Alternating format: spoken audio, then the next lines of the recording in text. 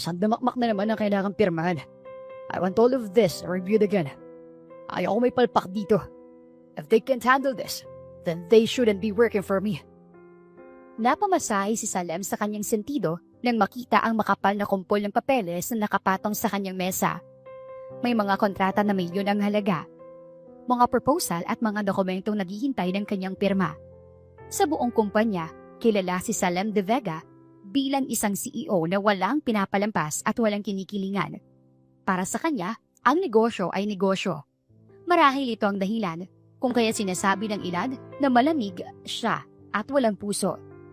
Bumaling siya sa kanyang sekretarya na agad tumayo ng tuwid sa harap niya. Guys, on my meeting with that's company. Malamig niyang utos bago muling ibinalik ang tingin sa mga papeles. Yes, sir. Mabilis na sagot ng sekretarya. Ano pa tinatayo-tayo mo yan? Lumabas ka na. Malamig na utos nito. Hindi ko kailangan ng taong nanonood habang pumipirma ako sa mga papeles na to. Tumikim ang sekretarya nito bago muling nagsalita. Halatang nagdadalawang isip pa dahil bumuka lang ang bibig nito pero walang boses na lumabas. Kaya tinaasan ito ng kilay ng binata. Sir, nasa labas po si Ma'am Anika at nagpupulit pong pumasok dito. Nanginginig nitong sambit. Papasukin ko po ba siya? Dahan-dahan niyang iniangat ang ulo at tinapunan ng isang matalim na tingin ng sekretarya. Huwag siyang papasukan dito. Diretso niyang saad. Pero po, biglang naputol ang pagsasalita ng sekretarya nang marinig nito ang matalim na tono ni Salem. Walang pero-pero. Malamig niyang putol. I don't like her in. She has no business here. Anya pa, kilala niya ang boss niya kapag sinabi nitong hindi iyon pwedeng tutulan pa. Kahit pa si Anika, na itinuturing na espesyal niyang marami, ay walang pribilehiyo kay Salem. Kukupad-kupad. Pasaring pa nito. Tumayo si Salem at sunod ay kinuha niya ang suit na nakasabit sa likod ng upuan. At isinuot iyon bago siya tuluyang lumabas ng kanyang opisina na agad namang sinundan ng sekretarya niya. Tell the girls to let her go past the lobby. Dagdag niya na walang anumang emosyon sa boses. Sure insist. Call security. Apo, sir. Nanginginig na sagot ng sekretarya at agad na yumuko bago mabilis na naglakad. Diretso lamang ang lakad ni Salem sa hallway. Habang dumaraan siya, unti-unting tumatahimik ang paligid. Parang may kung anong otoridad sa bawat takbang ng binata dahil otomatiko nang pipigil ang mga empleyado na gumawa ng ingay. Pagdating niya sa lobby, agad siyang nakita ni Anika na nakatayo sa harap ng receptionist desk. Nakasuot ito ng eleganteng dress. Nang makita siya nito, biglang lumiwanag ang mukha ng babae. Salem! Masiglang tawag nito. I thought you wouldn't come down. Maarte pa nitong dagdag. Hindi na nga sana. Pero nagpupumilit ka raw. Na umakyat sa opisina ko. Malamig niyang sabi. Huminto si Salem sa harapan niya. Matalim ang mga titig nito na ipinukol kay Anika. Na tila ba tinataboy ito sa isang sulyap lang. Wala rin kahit kapiranggot ng ngiti ang sumilay sa kanyang labi. Pawang lamig at seryosong ekspresyon lamang ang naroroon. Why are you here? Tanong niya sa mababa, ngunit puno ng otoridad na tono. Gusto kitang makausap. Naglalambing na sabi ni Anika, sabay pulupot ng braso sa kanyang baywang. Agad naman niyang tinanggal ang kamay nito. Sa tingin mo ba, ito ang tamang oras? Sarkastiko niyang tanong. Ano ang akala mo sa akin? Walang ginagawa. Bahagya siyang ngumisi. Marami kang pera, hindi ba? Mag-hire ka ng taong may oras para sa'yo. Hindi mo sinasagot ang tawag ko. Nagtatampo pang saad ni Anika. Your secretary said you were busy, pero... Then you should have left. Putol niya agad. Ano gagawin mo rito? Hindi namin kailangan ng clown. Natahimik ang paligid. Maraming empleyado ang nakatingin at nagkukunwaring busy, pero malinaw na nakikinig. Salem, mahina ang boses ni Anika na parabang iiyak na anumang oras. I just wanted to see you. Your father invited me to dinner tonight. I thought. I'm not interested. Malamig niyang sagot. Diretso at walang pag-aalinlangan. If you want it to be just the two of you at dinner, go ahead. I have plenty of things to do. Nanginig ang labi ni Anika. What do you mean not interested? We're supposed to. Tumigil siya nang gumaling sa kanya si Salem na may halong sarkasmo sa mata na para bang nagpapahiwatig na wala siyang balak pang makisama sa drama niya. We're supposed to do what? Tinaasan niya ito ng kilay. Engaged? Married? That's your assumption. Not mine. Mariin niyang tugon dito. Pero gusto ng daddy mo na magkatuluyan tayo. Exactly. Daddy ko may gusto. Hindi ako. Pagputol ni Salem sa sasabihin ni Anika. Kunwari pa siyang natawa, ngunit walang bahid ng saya sa kanyang tinig. Mas maihimigan pa roon ang iritasyon at panunuya. Bahagya siyang sumandal sa mesa at pinag-cross ang mga braso. Why don't you just marry him instead? Total, single. Huminto siya saglit. And I'm not interested in you. Parang may bumotok sa dibdib ng dalaga. Salem, that's harsh. I've been trying. I've been patient. Akala ko gusto mo ako. Dismayado niyang sabi. Don't assume. Malamig niyang sagot. You're wasting your time. Sa mga oras na yun, ramdam ni Anika ang lahat ng mata sa kanya. Halos umakyat na ang dugo niya sa sobrang kahihiyang nararamdaman. Then why did you let me come here before? Tanong niya na halos umiyak na. Because I didn't care enough to stop you. Now I do. Tura ni Salem. Masyado nang istorbo. Hindi lang sa akin, kundi pati sa mga empleyado ko. Huminga ng malalim ang binata. Go home, Anika. Don't come here again unless it's business. Napahawak si Anika sa dibdib niya. Pinapauwi mo ko? In front of everyone? Tumaas ang tinig nito. Yes. Diretsong tugon ng binata. At bakit hindi? This is my company. I can do whatever I want. Wala pang nakagawa nito sa akin, Salem. Galit at nanggagalaiting sabi nito. Napayuko si Anika habang nanginginig ang balikat. You're humiliating me. Better now than later. Sagot niya. Tumalikod si Salem at humarap sa mga empleyado. Go back to your work. Mariin niyang utos at naglakad pabalik sa kanyang opisina na hindi malang nilingon si Anika. Narinig niya ang hikbi ng dalaga pero hindi siya tumigil. Kinagabihan, tumawag si Don Roberto, ang kanyang ama sa telepono at malinaw ang tono nito na hindi siya nasisiyahan. Pumunta ka sa mansyon ko. Ayun din. Ani ng Don. Wala namang gagawin ko riyan. Sagot niya sa kabilang linya na bahagyang iritado. Marami pa akong kailangan tapusin. I don't care sa tatapusin mo. Pumunta ka rito. Ayun din. Mariin at walang kompromisong saad ni Don Roberto. Napabuntong hininga siya bago tumingin sa bintana na tila naghahanap ng paraan para umiwas, ngunit alam niyang hindi ito magagawa. Napilitan siyang tumayo at tigpitin ang mga dokumentong nasa mesa. Alam niyang kailangan niyang pumunta kahit palabag sa loob niya. Fine, I'll be there. Anya. Diretso siyang naglakad patungo sa parking lot. Pagpasok niya sa sasakyan, mabilis niyang pinaandar ang makina at agad na lumabas ng gusali. Habang tinatahak niya ang kalsada, abala ang isip niya sa mga nangyari, sa trabaho at sa mga desisyong kailangang harapin. Ngunit sa kalagitnaan ng kanyang pagmamaneho, bigla siyang napahinto. Pabilis niyang kinabig ang manibela at madaling inapakan ng preno nang may dalawang batang biglang tumawid sa kalsada. Kumaskas ang gulong ng sasakyan sa asfalto at muntik na niyang masagasaan ang mga ito. Mabuti na lamang at mabilis ang kanyang reaksyon. Ilang pulgada na lang at tatama na ang kotse sa mga bata. Shit. Napamura si Salem at mabilis na bumaling sa labas ng sasakyan. Balak na sana niyang bumaba at tingnan kung ayos lang ang mga bata. Ngunit, bago pa niya magawa, bigla na lamang silang tumakbo na halatang natatakot. Nawawala agad ang mga ito sa kanyang paningin. Tumigil siya sandali. Habang hawak pa rin ang manibela, kalaunan ay nagsimula na rin siyang magmaneho ulit. Pagdating niya sa study room, nakita niya si Don Roberto na nakatayo sa harap ng mesa. Halatang galit na galit. Tuwid na nakatayo ang matanda habang nakakrus ang kamay nito sa dibdib. Sa tabi nito, nakatayo si Anika na namumugto ang mga mata. Salem! Sigaw ng matanda. Halos umalingaw-ngaw ang boses nito sa buong kwarto. What the hell was that earlier? Tumigil si Salem sa doorway. Malamig ang kanyang ekspresyon at walang anumang takot na lumitaw sa kanyang mukha.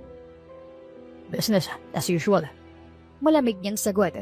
Biglang lumapit si Don Roberto sa kanyang gawi at sinuntok si Salem sa pisngi.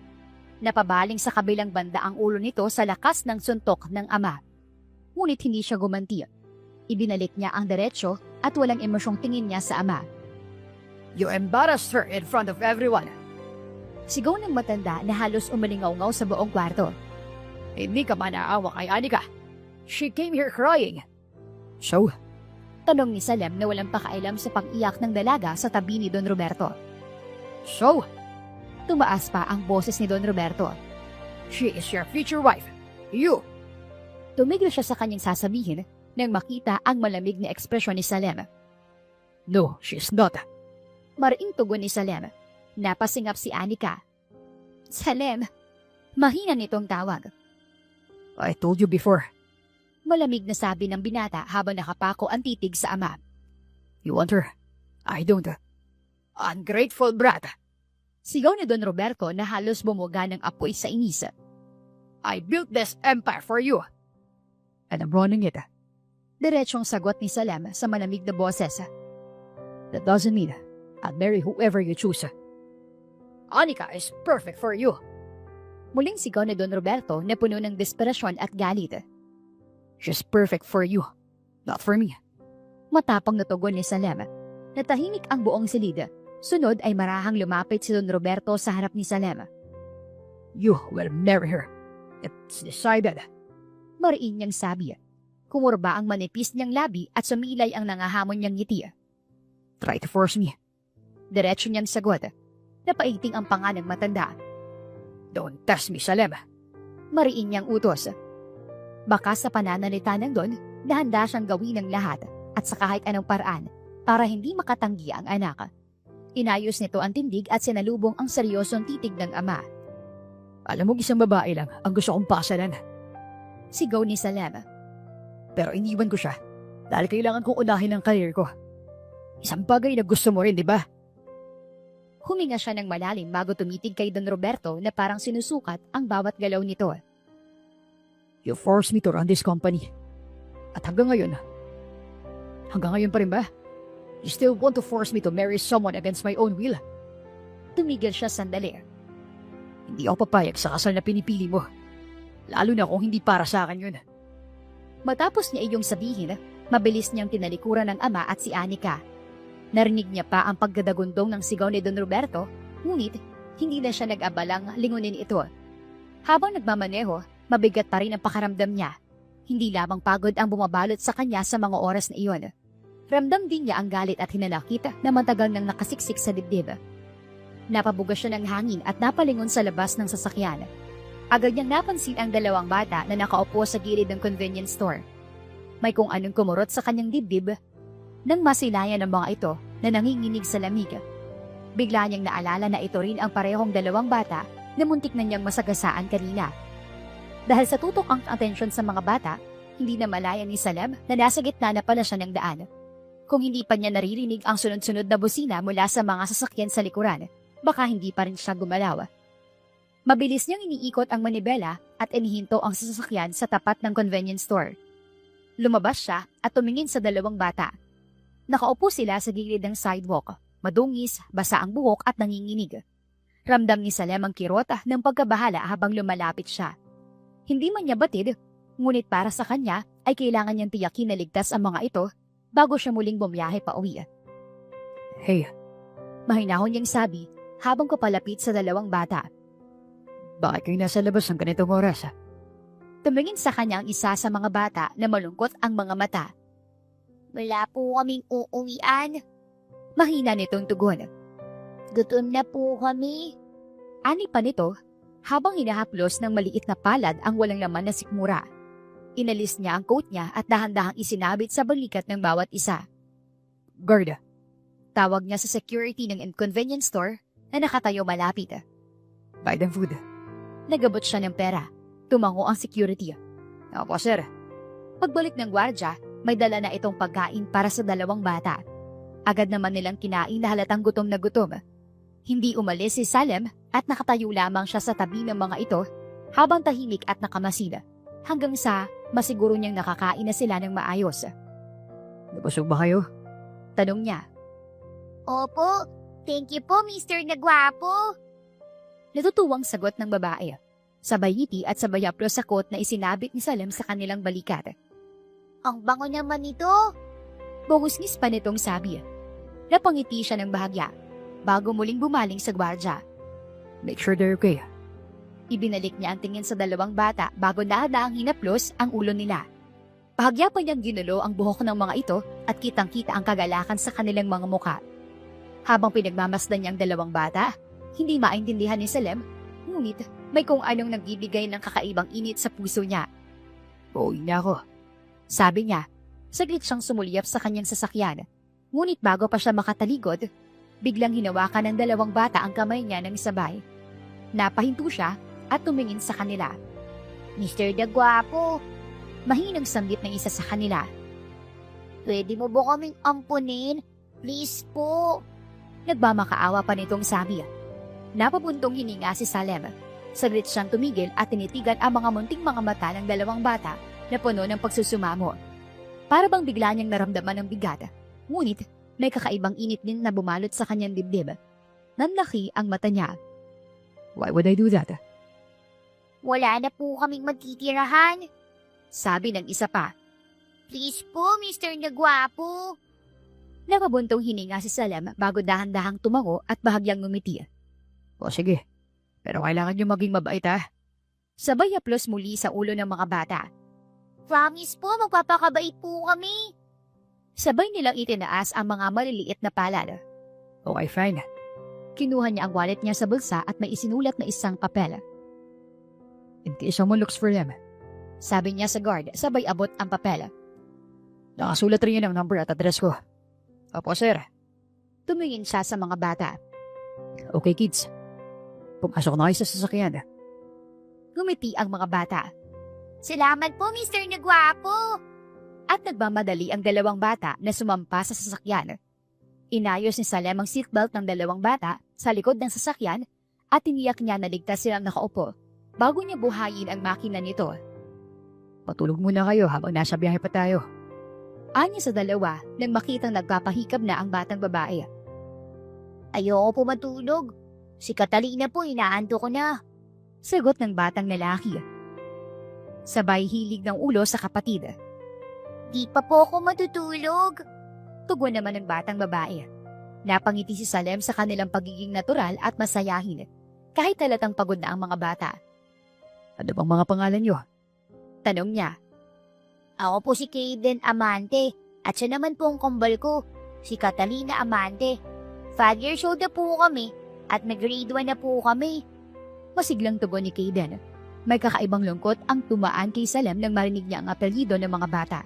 Ngunit pinilit niyang isawalang bahala ang pakiramdam na iyon. Marahil nagkataon lang. May asawa na po ba kayo? Tanong ni Kaden na nagtataka. Agad namang umiling si Salem.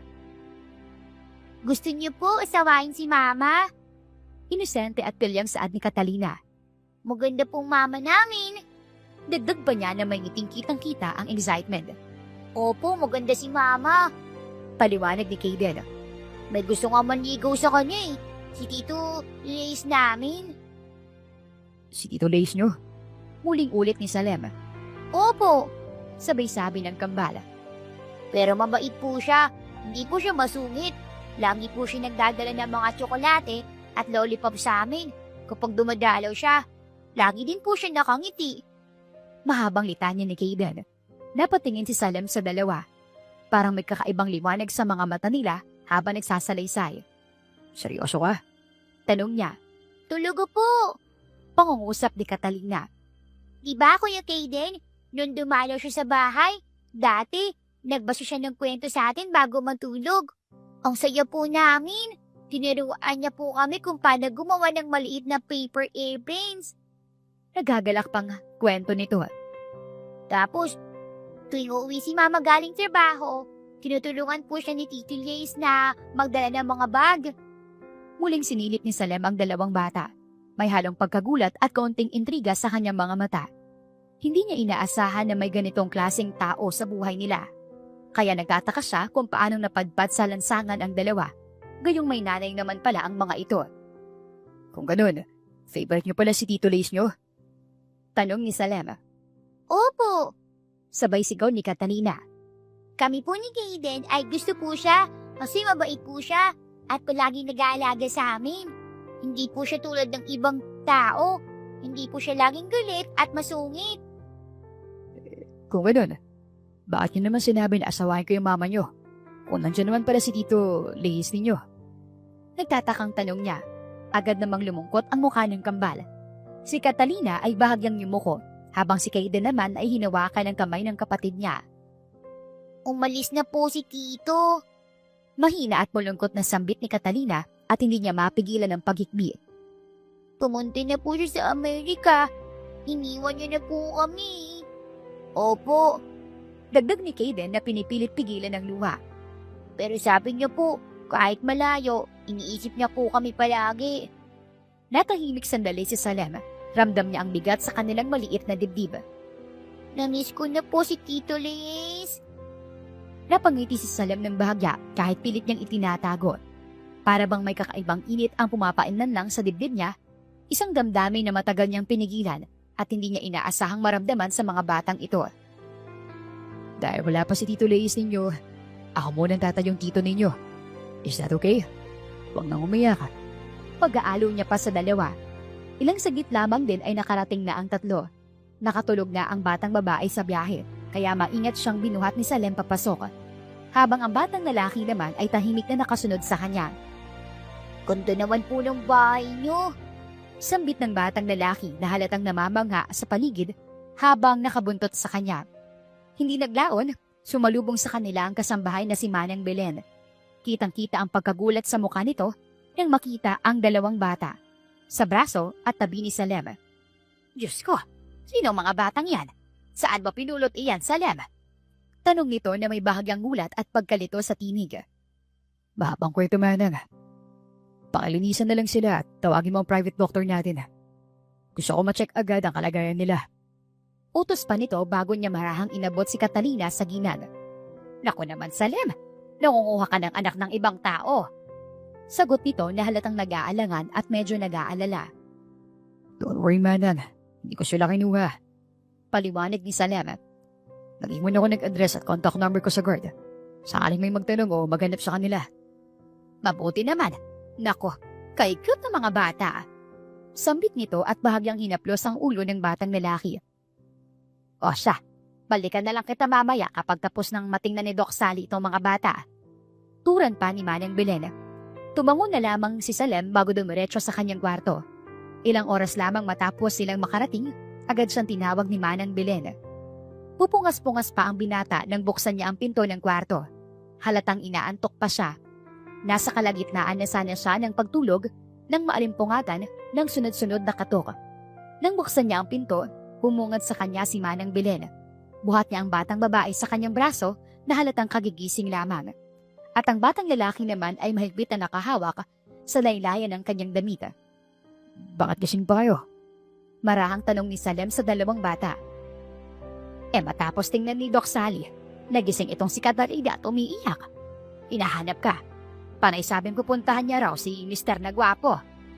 Natatawang sabi ng matanda na halatang naaaliw sa kakulitan ng bata. Gusto pa yata niyang tumabi sa'yo habang natutulog. Dagdag niya sabay hagikik ng bahagya. Parang ikaw talaga ang tatay ng mga batang ito ah. Dagdag niya at binalingan ang maliit na lalaki na mahigpit pa rin umahawak sa kanya habang hindi mapakali at tila ayaw pang bumitaw. Dahan-dahan niyang nilapitan si Catalina at maingat na pinunasan ng kaunting luha sa pisngi nito. Bakit ka umiiyak, Catalina? Mahinahong tanong ni Salem. Gusto ko po tabi matutulog. Sagot ng bata sabay lahad ang maliit na braso. Napangiti si Salem sa kainosentehan ng bata at agad niyang naintindihan ang nais itong ipahiwatig. Maingat niyang binuhat si Catalina na agad namang humilig sa kanyang balikat. Gusto ko rin pong tumabi matulog. Sambit naman ni Kaden na walang alinlangang sumampa sa higaan niya. Napangiti si Manang Belen sa eksena. Ikaw na bahala muna sa mga batang iyan. Nanakit na ang likod ko. Sabi nito, halatang napagod sa pag-aalaga sa mga bata. Ganun pa man, hindi maipagkakailan na naaaliw siya sa mga ito. Sige, Manang. Ako nang bahala sa kanila. Magpahinga ka na. Ihiniga niya si Catalina sa tabi ni Kaden at agad ding nakatulog ang dalawa. Tahimik niyang pinagmasdan ng mga bata habang mahimbing na natutulog. Ramdam niya ang kakaibang init sa dibdib. Hindi niya maipaliwanag ang kanyang kakaibang damdamin sa kanyang dibdib. Tuwing tinititigan niya ang dalawa, dahan-dahan siyang humiga at inayos ang unan para mas komportable ang mga bata. Sa sandaling iyon, tila nawala ang ingay at gulo ng mundo para kay Salem. At tanging naririnig lamang niya ay ang mahinang hininga ng dalawang batang natutulog at ang kanyang sariling tibok ng puso. Kinaumagahan, kabadong nakatayo si Kalia sa tapat ng matayog na gate. Halos nanginginig ang mga kamay niya habang inihahanda ang sarili. Pero hindi na siya nagdadalawang isip at agad niyang pinindot ang doorbell. Alas 5 pa lang ng madaling araw, bumiyahe na siya patungo sa address na ibinigay ng guard kung saan naroon ang kanyang kambal na anak. Inayos ni Kalia ang sarili. Pinunasan ng mga luha na naiwan mula sa magdamag niyang pag-iyak. Wala siyang maayos na tulog kagabi dahil sa pangungulila sa kanyang mga anak. Kalaunan, biglang bumukas ang gate. Isang matanda ang lumabas at agad nakilala ni Kalia ang kanyang muka. Halos hindi makapaniwala ang dalaga na nakita niya ang matanda. "Kalia?" Tanong ng ginang, halatang nagulat at bahagyang nabigla. "Manang Belen?" Sagot ni Kalia. Ang mga mata niya ay namumugto pa rin. Sandaling nagtagpo ang kanilang mga mata at parang humupa ng bahagya ang kaba sa dibdib ni Kalia. "Naparito ka? Pinuntahan mo ba si Salem?" Tanong ng matanda na halatang nagulat sa biglaang pagdating ng dalaga. Agad na nangunot ang noo ni Kalia. "Kay Salem ho ba ang mansyon na ito?" Naguguluhan niyang tanong. "Oo," sagot ni Manang Belen sabay ngiti. "Pagmamay-ari niya ito. Sa kanya na ako nagtatrabaho ngayon at hindi na sa tatay niya. Eh nga pala, ano nga ulit ang pakay mo rito?" "Nariyan po bang mga anak ko?" Marahan niyang tanong. "Ang sabi po kasi nung guard, ito raw yung iniwang address ng tao nagdala sa mga anak ko." Paliwanag niya habang sinisilip ang paligid. "Kung ganon, anak mo pala si Catalina at Kayden." Pagkumpirma ni Manang Belen. "Opo, nandyan ba sila?" "Kay liit ng mundo ano?" Pabirong tanong pa ni Manang Belen, sabay tawa ng bahagya. "O siya, pasok ka. Nasa taas pa ang mga bata. Tulog pa kasama si Salem." Dagdag pa nito. "Siguro, kung kayo ang nagkatuluyan ni Salem." Sambit ni Manang Belen, sabay lingon kay Kalia. "Baka kasing laki na rin ni Catalina at Kayden ang mga anak ninyo. Pero alam mo ba, nakakita ko sa dalawang bata ang pagkakahawig sa mukha ni Salem." Saglit na huminto si Kalia sa paglalakad. Napakurap siya ng ilang beses. Halatang nabigla sa binitiwang salita ng matanda. "Ha? Talaga po?" Mahina niyang sambit. Halos hindi niya maproseso ang sinabi ng matanda. "Hindi naman po." Kalmado pa niyang sabi. "Gusto mo bang silipin sila? Halika sa taas." Anyaya ng matanda. Tumango si Kalia. Medyo nagdadalawang isip pa siya, ngunit sa huli ay sumunod na rin siya kay Manang Belen. Halos hindi makapaniwala sa nangyayari. "Manang Belen, sigurado po ba kayo na hindi pa nagigising si Salem?" Tanong niya na medyo mahina ang boses habang tinitingnan ang pintuan ng kwarto. "Oo, tulog pa siya hanggang ngayon. Bihira ko nga siyang makitang ganito kahimbing ang tulog. Ngayon lang talaga na nandito ang mga bata sa kwarto niya." Nakangiting tura ng ginang. Tahimik na tumango si Kalia at tuminto sa labas ng bahagyang nakabukas na pintuan ng kwarto. Halos hindi siya makapaniwala sa kanyang nakakita. Sa loob, nakahiga si Salem sa kama at sa tabi niya, natutulog ng mahimbing sina Catalina at Kayden. Ang dalawang bata ay mahigpit na nakayakap kay Salem. Naramdaman ni Kalia ang kirot sa kanyang dibdib. Sa pagkakataong iyon, halo-halong emosyon ang nararamdaman niya. Guilt, lungkot at matinding pangungulila. Parang panaginip lang ang lahat at ang puso niyang may halong kaba, tuwa at takot. Matagal na niyang ipinagkait sa kanila ang buong katotohanan at kahit kay Salem, hindi niya alam kung paano sisimulang ipaliwanag nang hindi mawawala sa kanya ang kanyang mga anak. Ang bawat sandali ay bumabalik sa kanya ang bigat na mga nagdaan, ang mga alaala ng minsan siyang talikuran ni Salem, at ang takot na baka ang kanyang mga anak ay mapalayo sa kanya magpakailanman. "Ang mga anak ko," bulong ni Kalia sa sarili. Halos maiyak na siya sa bigat ng damdamin na bumabalot sa kanya. "Kalia." Mahina at mahinahong boses ni Manang Belen ang nakapagpabalik sa kanya sa ulirat. "Naluluha ka na yata, Rihan." Mabilis na pinanasan niya ang takas na luha sa kanyang pisngi at pilit kinokontrol ang boses. Hindi po. Pakisinungaling niya. Binalik niya ang tingin kay Salem at sa kambal bago muling bumaling sa matanda. Sa baba na lang po ako maghihintay. Anyo sa matanda habang pinipigilan ang luha. Kapag nagising na si Salem, nakakahiya naman po na istorbohin ko ang tulog nila. Tumango si Manang Belen at tahimik na umalis si Kalia sa silid. Sinundan niya ang matanda habang tinatahak nito ang maluwag na sala ng mansyon. O siya, dito ka muna, sabi ni Manang Belen. Sabay turo sa sofa. Maghahanda lang ako ng almusal. Mukhang gutom na rin ang mga bata pagising nila. Ani pa nito. Sige po. Mahina niyang sagot habang pilit pinapakalma ang sarili. Ilang minuto rin siya naghintay. Namamasa ang kanyang mga palad kahit pa may aircon naman sa paligid. Tensyonado siya at hindi alam kung ano ang unang sasabihin kay Salem sa oras na magkaharap sila. Hanggang sa marinig niya ang yabag ng paa pababa ng hagdan. Lumingon siya at nakita si Salem na maayos ang bihis. Nakaputi itong long sleeves, nakatiklop ang manggas at nakasuot ng slacks. Salem, mahinang tawag niya. Sinabihan ako ni Manang Belen kung bakit ka nandito. Seryoso nitong tugon habang mariing sinisiyasat ang kanyang muka. Parang may hinahanap na sagot sa kanyang mga mata. How are you? Dagdag pa nito sa magaraang paraan. Masaya ako. Tipid niyang sagot at pilit ngumiti kahit para bang tinatambol ang kanyang dibdib. Mabagal na tumango si Salem. Walang umimik sa kanila hanggang sa marinig nila ang mahinang tawanan mula sa itaas. Mama! Sigaw ni Catalina habang pababa ng hagdan na halos tumatakbo na paibaba. Sinundon niyo po ba kami sa bahay po ni Mr. na gwapo? Inosenteng tanong nito habang nakangiti na abot tenga. Tipid na napangiti si Kalia at lumuhod para salubungin ang mga bata. Oo, sinusundo na kayo ni Mama. Malambing niyang sagot. Alam niyo bang nag-alala si Mama sa inyo? Sorry po, Mama. Saad ni Kaden na halatang paiyak na. Bad po ako na kuya. Pinag-alala po kayo, Mama. Shh! Huwag ka nang iiyak. Agad niyang pangaalo at mabilis na pinahid ang luha ng bata. Okay lang anak. Basta next time, huwag na basta-bastang sumasama kahit kanino. Lalo na kung hindi niyo kilala. Paano kung masama pala yung kumuha sa inyo? Hindi na kayo mabakabalik kay Mama. Mahigpit na tumango si Kaden, habang si Catalina naman ay humiti at biglang nagpabuhat kay Salem. Mr. na gwapo, buhat na po ako. Masayang sabi ng bata. Napatingin si Kalia kay Salem at binalak niyang kunin ang bata.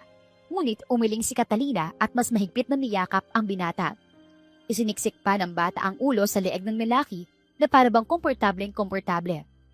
Napahinto si Kalia at sa dibdib niya ay may kumurot na hindi niya maipaliwanag. Halo ng selos, takot at isang damdaming matagal niyang ipinagkait sa kanilang lahat. Catalina, uuwi na tayo. Mahinang utos ni Kalia habang nilalapitan ng anak. Ayaw pa, Mama. Mariing umiiling ang bata at masimpitan ang kapit kay Salem. Catalina, wag nang matigas ang ulo anak. Pakiusap ni Kalia at pilit na ikinakalma ang boses. Inabot niya ang bata para kunin ito. Ngunit biglang nagpahugulgol si Catalina at mas sumigpit pa ang yakap sa leeg ni Salem. Ayoko po. Ayoko po umuwi. Umiiyak na sambit ng bata. Napabuntong hininga si Salem at marahang hinaplos ang buhok ng bata. Catalina, listen. Mahalambing niyang sabi. Pwede ka namang bumisita dito. Hindi ka naman pinapaalis, okay? Tumingin siya sa bata na parabang may sinasabi ang mga mata nito. Dahan-dahan niya itong ibinaba at inayos ang nagusot na damit ng bata. Mag-almusal na muna kayo ni Kuya Kaden mo ha. Kakausapin ko lang si mama niyo. Dagdag pa ni Salem. Saglit na nagdalawang isip ang mga bata. Pero nang imnuwestera ni Salem ang dining area, tumango ito at hinila si Kaden papunta doon. Naiwan silang dalawa sa sala. Nangunot ang noo nito at tinapulan siya ng matalim na tingin. Ano namang pag-uusapan natin? Malamig niyang tanong nang bumaling kay Salem. I just want to know. Sagot ng lalaki na seryoso ang muka at hindi iniiwas ang tingin sa kanya. Kung sino nga man nila, Catalina at Kaden.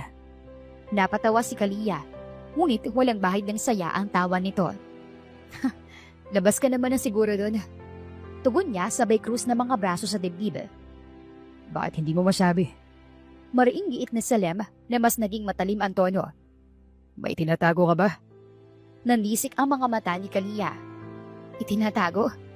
Bakit na parang may karapatan kang magtanong ng ganyan? Anya na bahagyang tumaas ang boses. May karapatan ako kung may kinalaman ako sa kanila. Sagot ni Salem habang bahagyang lumalapit. Malamig ang boses niya pero halatang may pinipigilan na emosyon. Bakit ba naghihimasok ka? Mabilis na balik ni Kalia na halatang napipikon. Huwag mo na nga kaming idamay sa buhay mo.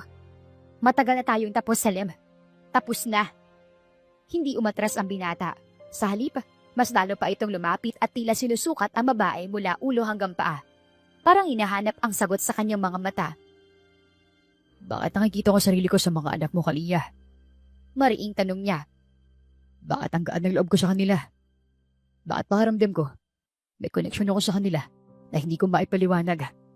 Nanlaki ang mata ni Kalia. Ngunit agad niyang itinago ang pagkabigla sa pamamagitan ng pag-iling. Anong gusto mong palabasin? Na ikaw ang ama? Mapakla siyang natawa. Iniwan mo ko. Matagal kang nawala. Anong akala mo sa akin? Wala akong kakayahang maghanap ng ibang lalaki? Nahihintayin lang kita habang wala ka? Bahagyang kumunot ang noon ni Salem.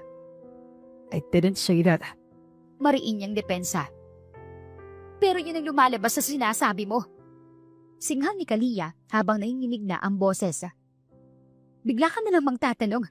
Bigla ka na lang magdududa na para bang may karapatan ka pa. Para bang may utang ako sagot sa'yo. Humigpit ang panga ni Salem. Hindi ito tungkol sa karapatan. Tungkol ito sa katotohanan.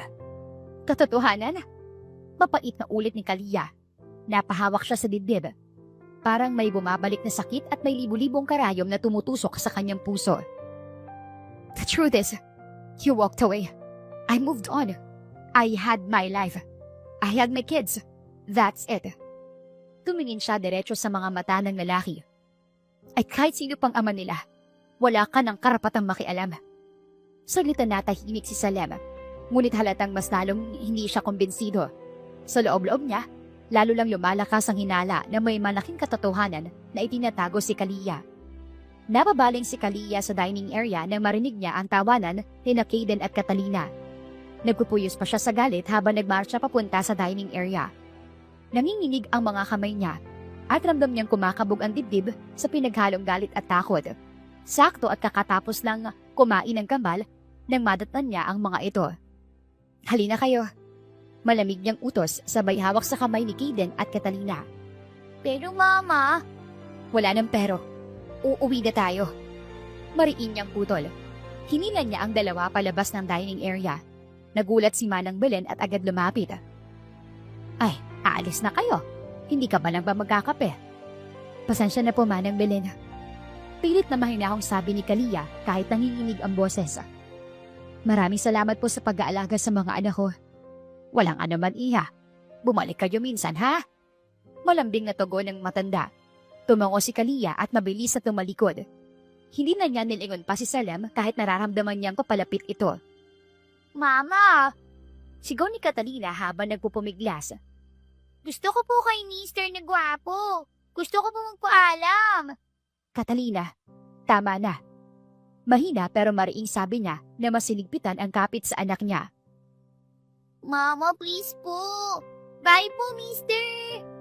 Sigaw pa rin ang bata habang pilit kumakawala para makalapit sa lalaki. Huminto si Salem ilang hakbang mula sa kanila. Hindi niya sinubukang pigilan si Kalia, ngunit hindi rin niya maitatago ang bigat ng tingin niya sa mga bata. Catalina, behave. Malumanay niyang sabi. See you next time, okay? Ngumiti ang bata kahit may luwas sa mata. Promise po. Promise. Tugon niya, hindi na lumingon si Kalia. Diretso niyang hinila ang mga anak palabas ng mansyon. Bitbit ang sakit at galit na pilit niyang itinatago.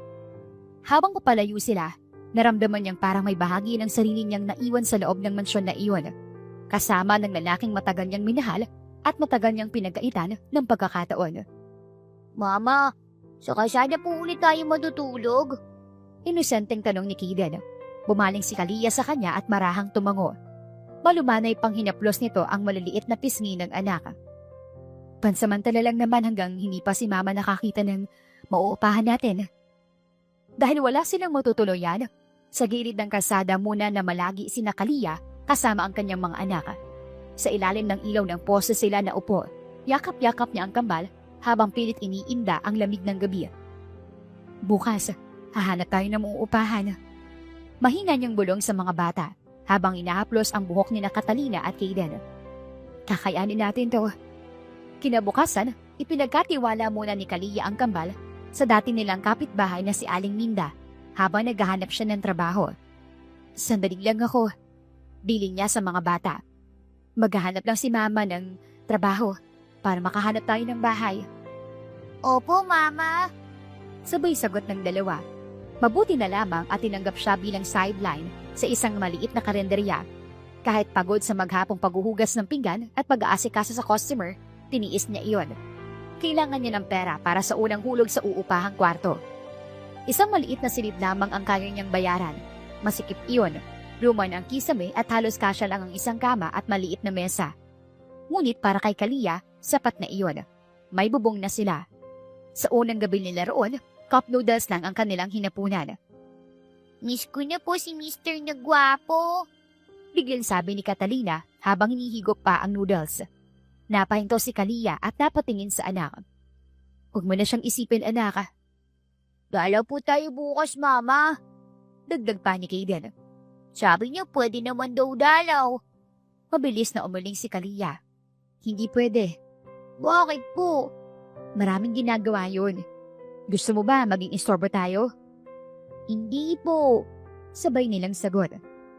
O siya, matulog na kayo. Sabi niya at hiniga na ang mga bata sa manipis na kutsyon. Bukas may pasok pa kayo sa school. Niyakap niya ang dalawa hanggang sa makatulog. Ngunit sa kalagitnaan ng gabi, bigla siyang nagising sa malakas na sigawan sa labas. Sunog! Sunog! Nababangon siya at nakita ang kahel na liwanag na sumisinag sa dingding. Amoy usok ang buong paligid at naghihiyaban ang mga tao sa labas. Mama! Sigaw ni Kaden. Bilis! Bihis! Bilis! Nanginginig niyang utos habang hinahawakan ang kamay ng mga bata. Paglabas nila, nakita nilang nilalamon ng apoy ang kanilang inuupahang bahay. Nagsigawan ng mga kapitbahay. Mga nagtatakbuhan, may umiyak at may nagbubuhos ng tubig. Parang nanlambot ang tuhod ni Kalia. Isang araw pa lang sila roon, nawawala na agad ang mga pinaghirapan niya. Kung hindi nga naman minamalas, unang araw pa lang nila, balik kalsada na naman sila. Niyakap niya ang mga anak habang pinapanood ang nasusunog nilang tanging tirahan. Sa loob-loob niya, hindi niya alam kung hanggang kailan niya kakayanin. Pero alam niyang hindi siya pwedeng sumuko dahil ang dalawang batang yakap niya ang tanging dahilan kung bakit kailangan niyang lumaban. Punta na lang po tayo kay Mr. na gwapo, Mama. Mahinang pakiusap ni Catalina habang nakahawak sa damit niya. Hingi po tayo ng tulong sa kanya. Napapikit si Kalia. Hindi. Mariing niyang sagot habang umiiling. Please po, Mama. Singit ni Kaden na namumula na ang mga mata. Wala na po tayong bahay. Gutom na po kami. Hindi nga kasi, anak. Biglang tumaas ang boses ni Kalia. Nanginginig ang mga kamay niya habang pinipigilan ang sarili. Ayoko na siyang idamay pa sa buhay natin. Kaya ko to. Pero hindi pa rin tumigil si Kaden. Mama, please po. Mahinang pakiusap niya. Alam ko pong pagod na kayo. Kagabi ka nga po, nakita ko kayo umiiyak eh. Matalinong bata si Kaden. Mapagmasid rin ito at sensitibo sa mga nangyayari sa paligid niya. Kahit bata pa, naiintindihan niya ang hirap ng ina. Hindi po masamang humingi ng tulong. Dagdag pa nito. Mas gusto ko po na humingi tayo ng tulong kaysa nahihirapan kayong mag-isa. Sabi po ni teacher ko, kapag nahihirapan, dapat po magsabi. Kasi mas lalong mahirap kapag mag-isa lang. Mahabang sabi pa nito. Napailing si Kalia. Tumigil ka na, Kaden. Ngunit biglang pumiglas ang bata. Pupunta ako kay Mr. na gwapo. Sigaw nito. Kaden, bumalik ka dito. Gulat na sigaw ni Kalia habang hinahabol ang anak. Tumakbo si Kaden papunta sa kalsada na tila ba hindi alintana ang mga dumadaang sasakyan. Kaden! Halos mawalan ng boses si Kalia habang tumatakbo rin. Huminto ka! Ngunit huli na ang lahat. Isang malakas na ilaw ang bumungad sa kanila, kasabay ang nakakabinging busina. Isang sasakyan ang mabilis na paparating. Kaden! Isang malakas na tunog ang umalingaw-ngaw sa buong paligid. Napahinto ang mundo ni Kalia. Nanlaki ang mga mata niya habang nakikita ang anak na tumilapon at tumagsak sa kalsada. Kaden! Sigaw niya habang lumalapit at nanginginig ang tuhod. Hindi man lang tumigil ang sasakyan na nakabunggo sa bata at tumiretso lamang ito. Lumuhod si Kalia sa tabi ng anak, hawak ang kamay nito. Anak ko, gising ka, please. Umiiyak niyang pakiusap. Humihingal si Kaden na bahagyang gumagalaw ang labi. Mama. Mahiyan itong tawag. Shh, okay lang anak. Nandito si Mama. Nanginginig niyang sagot na hindi alam kung paano haharapin ang takot na bumabalot sa kanya. Sa di kalayuan, nakatayo si Catalina habang umiiyak, nanginginig at hindi makagalaw sa nakita. Mabilis na isinugod ni Kalia si Kaden sa emergency room. Dugo ang bumabalot sa damit ng bata at nanginginig ang mga kamay niya habang hawak-hawak niya ang stretcher kung nasaan si Kaden. Dok, please po. Anak ko po yan. Sigaw niyang pakiusap habang itinutulak ng mga nurse ang bata papasok sa loob. Ma'am, dito lang po kayo sa labas. Sabi ng nurse. Gagawin namin ang lahat. Napaupo si Kalia sa sahig ng hallway. Nanginginig ang buong katawan. Maya-maya pa, lumabas ang doktor na seryoso ang ekspresyon at hawak ang medical record ni Kaden. Ma'am, kayo po ba yung nanay ng bata? Tanong nito. Opo, Dok. Nanginginig niyang sagot. Kamusta po siya? Ayos na po bang anak ko? Stable naman po siya ngayon. Paliwanag ng doktor. Pero marami siyang nawalang dugo dahil sa aksidente. Kailangan niya ng agarang blood transfusion. Napasinghap si Kalia. Opo, Dok. Kunin niyo pong dugo ko. Ako na pong donor. Ma'am, kukunan po namin kayo ng blood sample para ma-check kung compatible ang dugo niyo sa kanya. Paliwanag ng doktor. Mahinahon ngunit seryoso. Kung compatible po, mas mabuti po na kayo na po ang pwedeng maging donor. Pero kung hindi po, kailangan po nating makahanap ng katulad ng ibang donor para sa bata. Makalipas ang ilang minuto, bumalik ang doktor na mas seryoso ang muka. Ma'am Kalia, Mahinahon itong sabi. hindi po compatible ang dugo niyo sa dugo ng anak ninyo. Parang gumuho ang mundo ni Aliyah. Ha? Hindi po pwede. Paano po yun, Dok? Kailangan po namin ng donor na kapareho ng blood type niya. Paliwanag ng doktor. Mas mainam po kung blood relative tulad ng ama ng bata dahil mas mataas ang chance na compatible. Nanlaki ang mata ni Aliyah. Ama? Mahina niyan ulit. Opo, Tumango ang doktor. kung maaari po tawagan yung tatay ng bata. Kailangan namin ng dugo sa lalong madaling panahon. Delikado po ang kalagayan niya kung maghihintay pa tayo. Napahawak si Kalia sa dibdib at mariing napaluha. Gagawin ko po lahat, Dok. Please, iligtas niyo po ang anak ko. Gagawin namin ang kaya namin. Sagot ng doktor. Pero kailangan po namin ng donor sa lalong madaling panahon. Naiwan si Kalia sa hallway. Saglit siya napatitig sa pintuan ng kwarto kung nasaan si Kaden bago niya ito buksan at lapitan ang walang malay na bata. Gagaling ka, anak.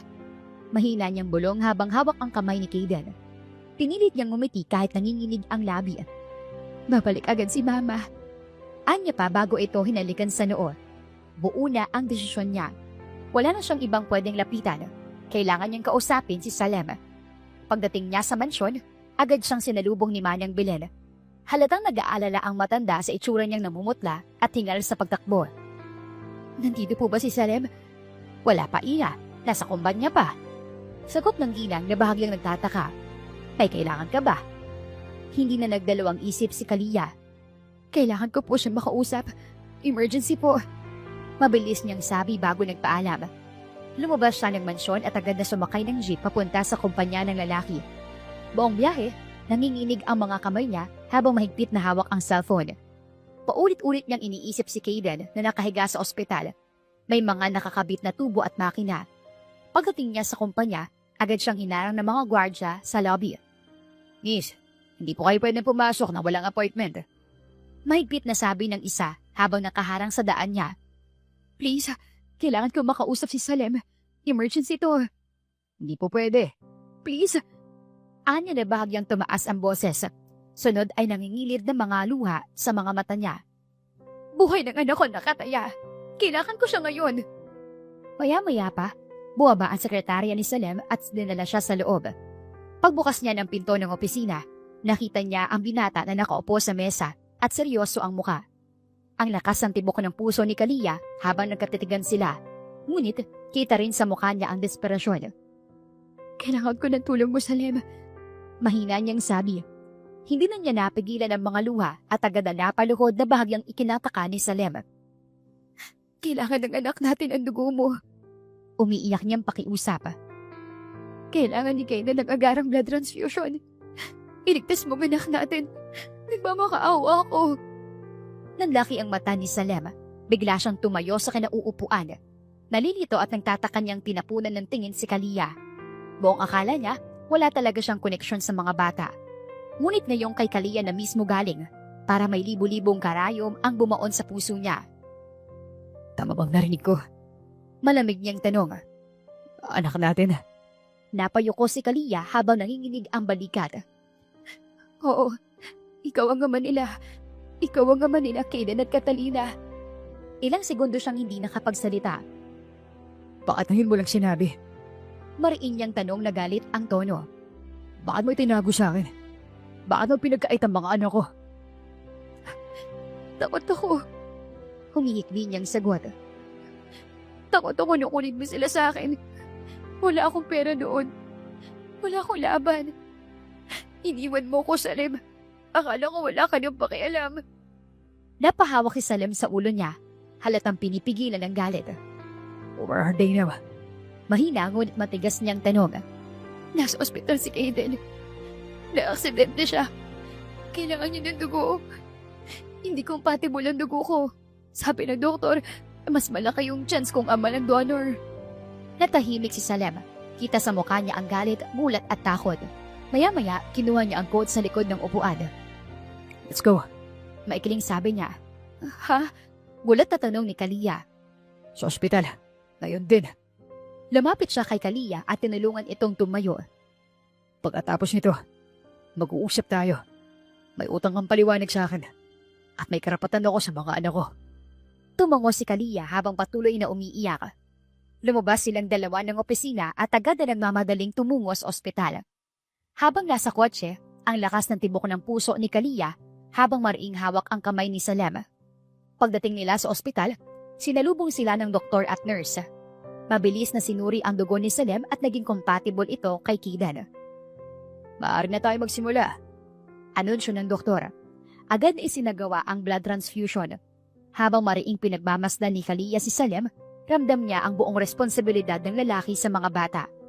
Pagkalipas ng ilang oras, nagising na rin si Kaden. Halos hindi makapaniwala ang bata nang makita niya si Salem sa tabi ng kama. Anak, may sasabihin si Mama. Mahinang paliwanag ni Kalia habang hinahaplos ang buhok ng dalawa. Diba, sabi ko dati na umalis si Papa niyo para magtrabaho sa malayo. Ngayon, nandito na siya. Dahan-dahang lumapit si Salem sa kama ng bata at bahagyang yumuko para hawakan ang mga kamay ni Kaden. Si Mr. Nagwapo po yung papa namin ni Catalina. Sumisikdong sabi ni Kaden sabay iyak. Humagod ang kanyang mga braso sa balikat ni Salem at humagulgol. Si Catalina naman ay niyakap ang kamay ni Kalia. Umiiyak rin ito ng malakas, ngunit makikita ang ginhawa sa kanilang mga mata nang nalaman nila ang katotohanan at naramdaman nila ang pagmamahal ng kanilang ama. Pinuhat ni Salem si Catalina sa tabi ni Kaden at naluluhang pinagmasdan ang mga bata. Ang gwapo mo po, Papa. Saad ni Catalina sabay bungis-ngis. Sabi ng classmate ko, wala raw kaming papa ni Kuya Kaden. Ayun, nandito na si Papa. Naluluhang saad ni Salem. Ilang linggo ring namalagi sa ospital si Kaden nang maayos na ang lagay nito. Nagpasya si Salem na sa mansyon na muna sila mamalagi. Dahil wala silang matitirahan at nais niya ring makabawi sa mga bata. At ayaw man niyang aminin, ngunit para na rin kay Kalia. Ipinaalam na rin nila kay Manang Belen ang buong katotohanan tungkol sa mga bata na siyang ikinatuwa ng matanda. Mama, gusto ko po tabi-tabi tayo matulog. Pakiusap ni Kaden, sabay tapik sa malapad na higaan. Napabaling si Kalia kay Salem na nakahiga sa tabi ng mga bata. Tahimik lamang ito, ngunit baka sa mga mata nito ang pagsusumamo. Please, Mama. Dagdag pa ni Catalina. Napabuga ng hangin si Kalia at mariing umiling. Hindi na tayo kasya. Mahinang sabi niya at pilit na tinatanggihan ang pakiusap ng mga bata. Malaki pa nga pong space. Untag ulit ni Kaden bago bumaling kay Salem. Di ba po, Papa? Tatanggihan mo pa bang mga bata? Masuyong saad ni Salem. Muling napabuga ng hangin si Kalia. Ngunit dahan-dahan siyang lumapit sa higaan. Humiga siya sa tabi ni Kaden. Si Catalina naman ay dumapa sa kabilang gilid habang hawak ang kamay ni Salem. Sa mga oras na iyon, hindi maipaliwanag ni Kalia ang sayang nararamdaman para sa mga bata. Matagal niyang pinagkaitan ng ama ang mga ito at ngayong alam na rin ni Salem ang katotohanan, nakakita naman niya na nais nga nitong bumawi sa mga panahong wala siya. Kinabukasan, pagising ni Kalia, wala na ang mga bata sa tabi niya. Nasa baba na sila kasama si Manang Belen. Nang gumaling siya sa kanyang likuran, namataan niya roon si Salem na nakahiga pa rin sa kanyang tabi at gising na.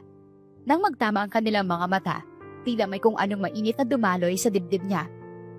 Ramdam niya ang init ng katawan ng lalaki at ang lalim ng titig nito na punong-puno ng pangungulila at pagsisisi. Aalis na sana siya at babangon nang bigla siyang hinawakan ni Salem sa braso. Dahan-dahan siyang hinila nito papalapit hanggang sa muli siyang mapasandal sa dibdib nito. Can we stay like this for a while? Mahina ngunit mariing tanong niya. Napatingin si Kalia sa kanyang mga mata at sa sandaling iyon, tila huminto ang mundo. I miss your Santa. I miss everything about you. I miss you. Bulong ni Salem. Huminga ng malalim si Kalia bago niya ay nilagay ang ulo sa dibdib ng lalaki. Ramdam niya ang tibok ng puso nito. Gusto kong bumawi, Kalia. Para sa'yo. Para sa mga bata. Gusto kong mabuo natin ang pamilya natin. Dagdag pa nito habang mahigpit na hinahawakan ang kamay niya. Sandaling natahimik si Kalia. Napatingin sa kamay ni Salem na mahigpit na nakahawak sa kanya. Nanginginig ang dibdib niya hindi dahil sa takot, kundi dahil sa damdaming matagal niyang kinimkim. Salem, mahina niyang tawag. Hindi madali ang lahat ng nangyari. Bahagya siyang tumingala upang makita ang mukha ng lalaki. Matagal ako nasaktan. Pagkapatuloy niyang hindi inaalis ang tingin sa mata ng lalaki. Akala ko, mag-isa na lang akong lalaban para sa mga bata. Napasinghap siya at bahagyang napangiti kahit may liwas sa mata. Pero ngayon, nakakita kitang sinusubukan bumawi. Nakakita ko kung paano mo mahalin sina Kaden at Catalina. Dahan-dahan niyang hinigpitan ang hawak sa kamay ni Salem. Hindi ko alam kung kaya ko agad magtiwala ulit. Pero gusto kong subukan para sa mga bata at para sa atin. Hinaplos niya ang pisngi ng lalaki. Gusto ko rin ang buong pamilya, Salem. Gusto ko makita ang mga anak natin na lumaki na kasama ang papa nila. Kaya, huwag mo kaming iiwan ulit. Bahagyang tumango si Salem at masinigpitan ang yakap sa kanya.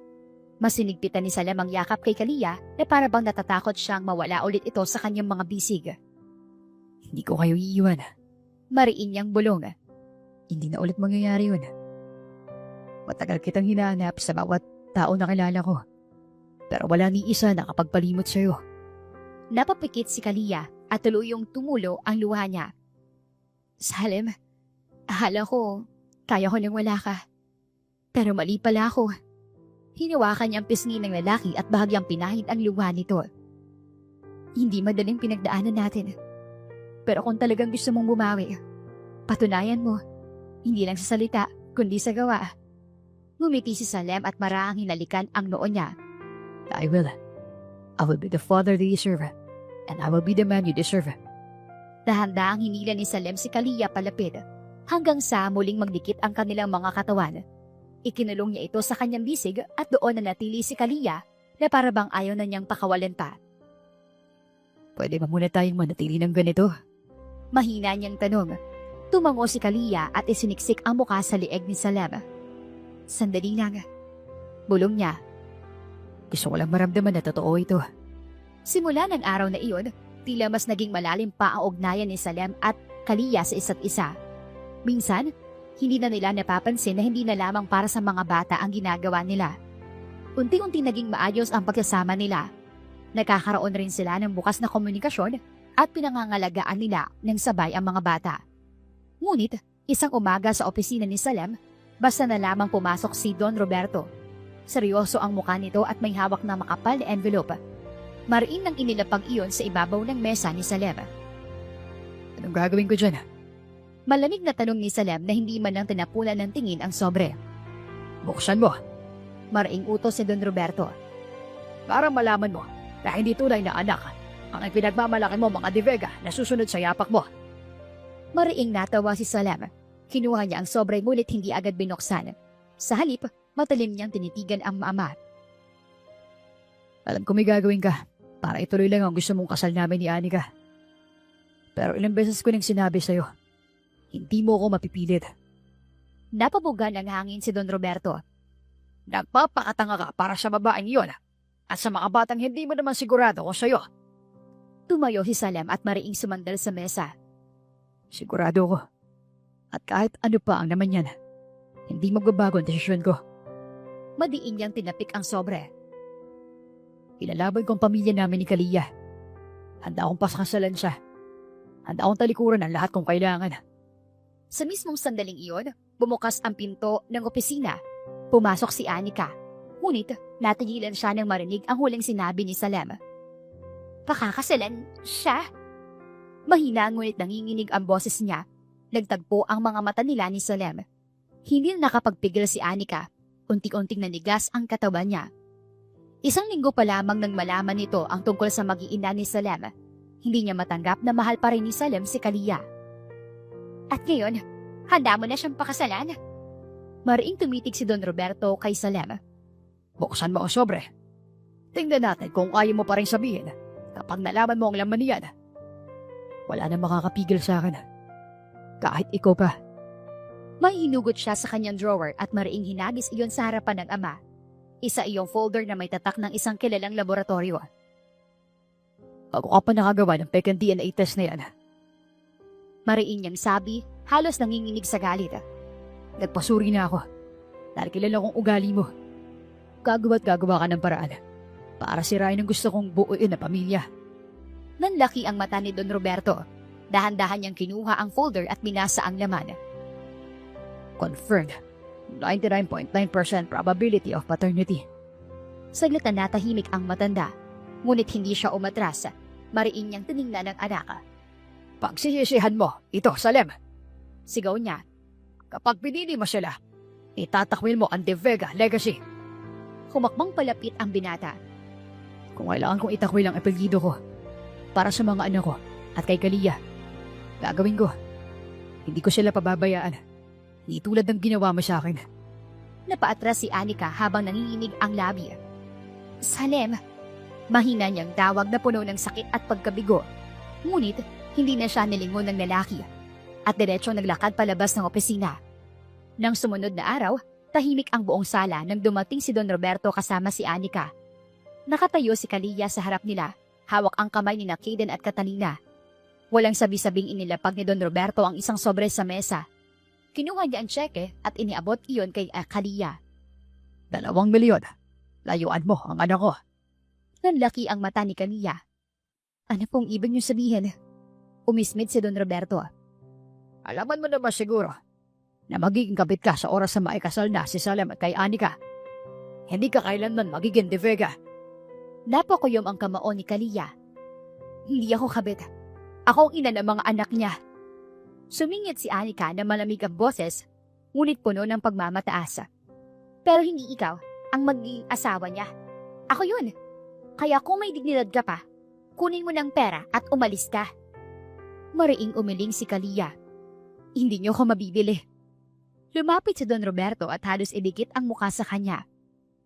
Kung ayaw mong kunin ang pera, ilalayo ko sa iyo ang mga anak mo.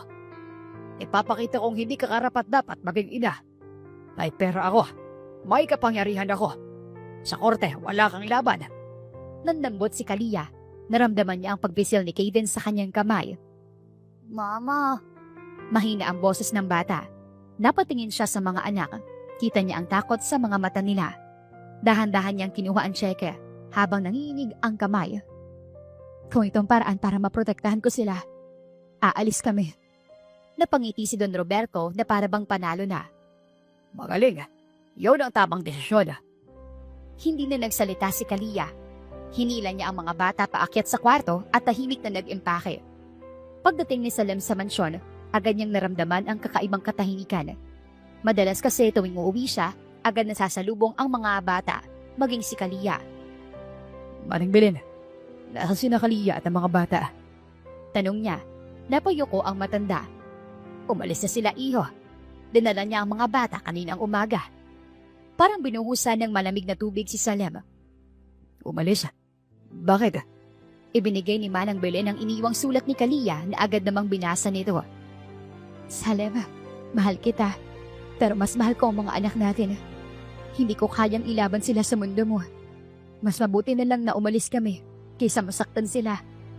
Napahawak si Salem sa ulo niya habang nanginginig sa galit. You will regret this, Dad. Bulong niya. Kinabukasan, humarap siya sa board of directors.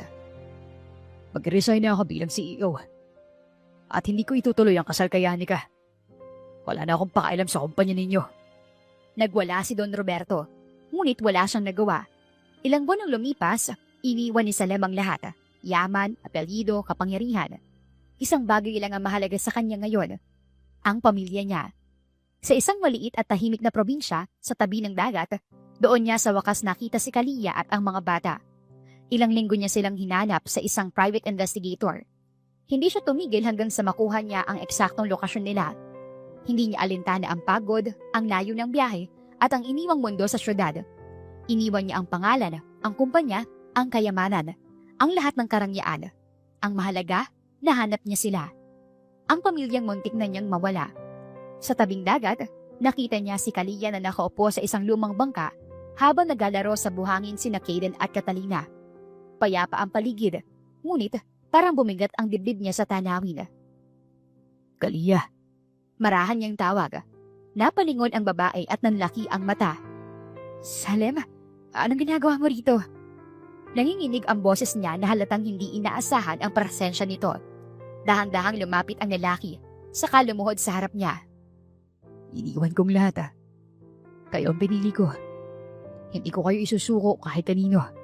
Hindi na. Lumapit ang mga bata nang makita siya. Papa!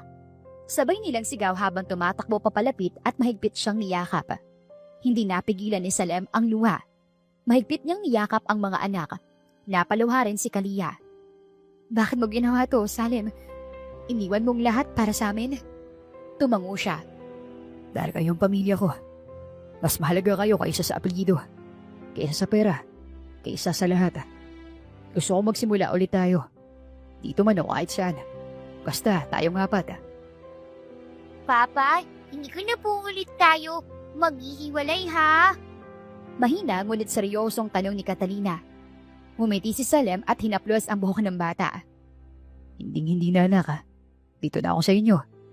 Napatingin siya kay Kalia. Kita sa mga mata niya ang sakit, pagod at takot na baka panaginip lang ang lahat. Dahang-dahang tumayo si Salem at lumapit sa kanya. Huminga ng malalim si Salem at biglang lumuhod sa buhangin sa harap niya. Salem, ano bang ginagawa mo? Gulat niyang sabi. Magsasorry. Alam ko maraming nasira dahil sa akin. Iniwan kita noon.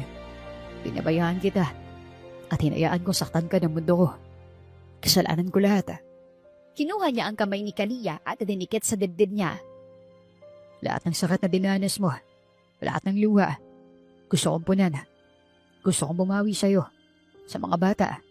Hindi bilang CEO. Hindi bilang De Vega. Kundi bilang asawa at ama. Dahan-dahan siyang tumayo at may hinugot sa bulsa. Isang maliit na singsing na simple lang, ngunit eleganteng tingnan. Lumuhod siyang muli. Kalia, will you marry me? Mahina ngunit malinaw niyang sabi. Hindi dahil sa apelyido. Hindi dahil sa pera. Kundi dahil mahal kita. Mahal ko ang mga anak natin. Gusto ko maging buo ang pamilya natin habang buhay. Nanlaki ang mata ni Kalia. Nanginginig ang labi niya habang bumabagsak ang luha. Salem, natatakot ako. Amin niya. Umiling ito. Kung may isang bagay man ako natutunan, yun ay handa ako mawala ng lahat para sa inyo. At hindi ko hahayaang mangyari ulit yun. Lumapit sina Kaden at Catalina, hawak ang isa't isa. Mama, Mahinang tawag ni Catalina. gusto ko po si Papa. Kuplita tayo kapag mag-aasawa kayo, di ba? Ngumiti si Kaden. Opo, Mama. Gusto ko po family tayo palagi. Hindi na napigilan ni Kalia ang sarili. Lumuhod siya at niyakap ang mga bata, saka tumingin kay Salem. Marahang tumango si Kalia. Handa ako magsimula muli. Kasama kayong tatlo. Mahina niyang sabi. Ngumiti si Salem habang isinuot ang singsing sa daliri niya. Hindi na kita sasaktan. Pangako. Sa tabi ng dagat, sa ilalim ng araw na papalubog, mahigpit silang nagyakap. Sa wakas ay buo ng muli ang pamilyang matagal nilang ipinaglaban. Ang kwentong ito ay patunay na ang tunay na pagmamahal ay marunong maghintay, magpatawad at bumawi.